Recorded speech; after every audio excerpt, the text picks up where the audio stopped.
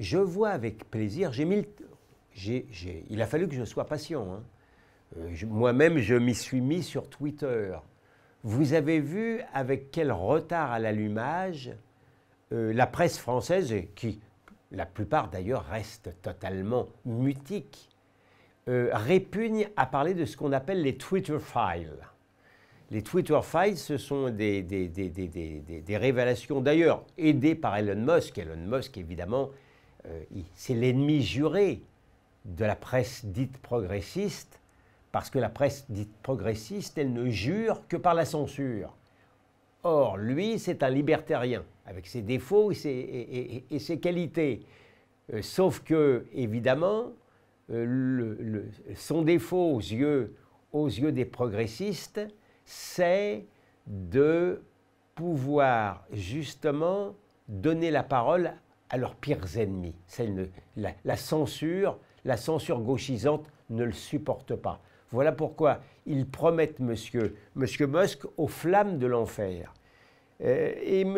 Musk, malgré tout, nous a fait des révélations, a aidé à des révélations extraordinaires dans les Twitter Files, et notamment, c'est la grande journaliste Bari Weiss, une ancienne du New York Times, qui a quitté le New York Times parce qu'elle ne supportait pas le racialisme de fou de ce journal en pleine dérive, qui suit à peu près la même dérive, à moins que ce soit le contraire, de notre monde à nous, et qui a fait l'analyse des Twitter Files.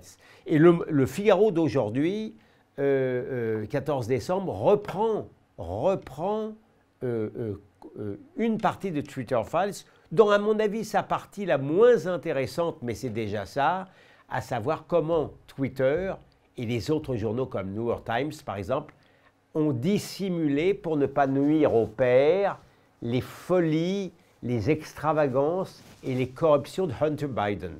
Ça, c'est très intéressant et ça montre, au-delà des mœurs un peu particulières de M. Biden fils, ça montre le pouvoir de censure de la presse progressiste qui, par ailleurs, évidemment, ne